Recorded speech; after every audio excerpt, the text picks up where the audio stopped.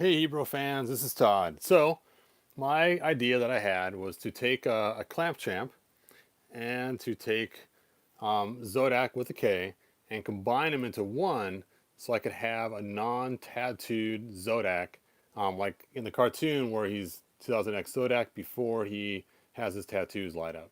And so I got the figures and actually went and got brand new unopened figures just so I could do this. And I was all excited. I thought, I'm going to grab the old figures first and just compare them, make sure they're not going to be too crazy on the matching. And when I looked at their skin tone, I noticed they were quite a bit different.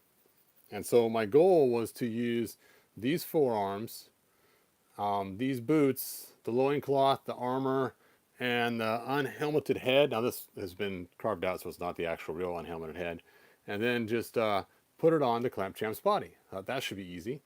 And but again, like I said, I noticed different coloring. So I'm still going to do it, I think. But instead, I'm just going to go ahead and change all the parts. But I'm going to paint this a darker brown so it matches.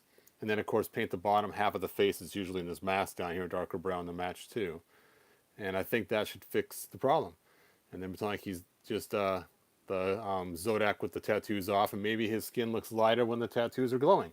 So that could be the storyline of why the coloring's different. But this is not the first time I've come across this. Back when I was trying to do a cool Hordak, we got these two Hordaks right here. One of them has the buzz saw that pops out of his chest.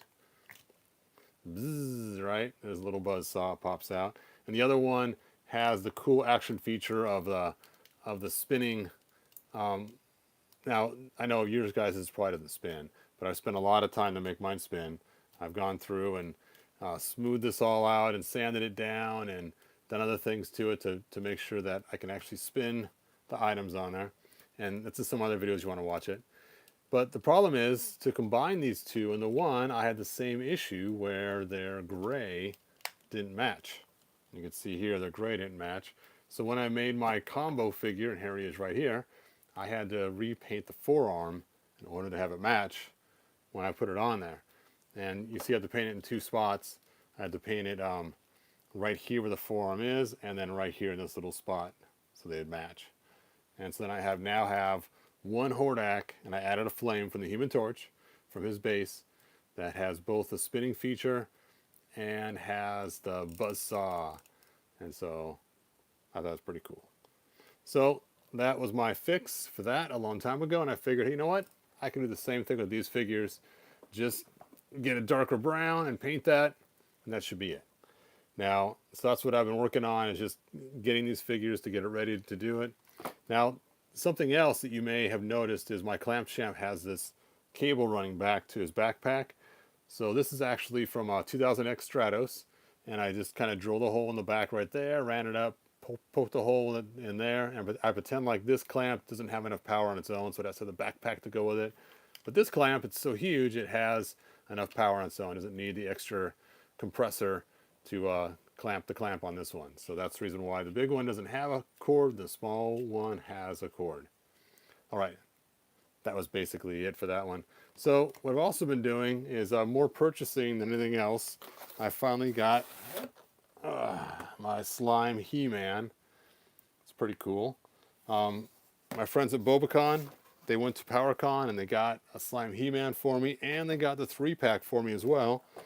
So now I have Slamurai too, and the two snake guys as well. Let me go ahead and open this up so you guys can see it.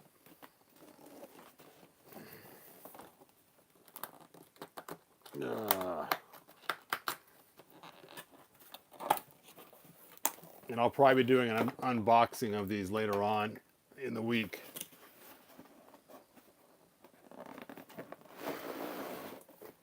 Oh, there they are.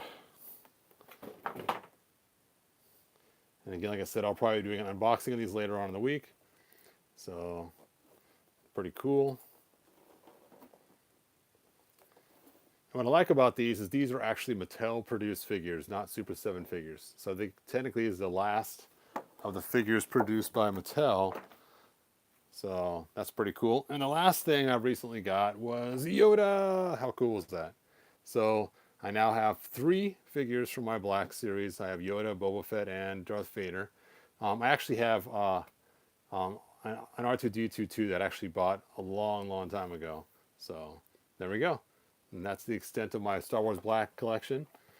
And that's all I've been doing. I know it's not a lot. No really cool customs. Well, I do have some. I've already posted them on Facebook. I made a Power Chop He-Man, but he's already in the mail. I actually sold him on eBay. And so if you want to see some of my cool customs, go to my Facebook page and check it out. If you need to find my Facebook, YouTube, which you're on YouTube now, eBay, or my Shapeways, just go to he-bro.com, he-bro.com, and I have all the links to all those ways to contact me or to see the things I've made. All right, you guys, thanks for watching again. Hopefully next time I make a video, you will see a Zodac without tattoos that will be made from a clamp champ body and just mixing and matching parts. All right, you guys, thanks for watching. I will see you next exciting episode. All right, bye now.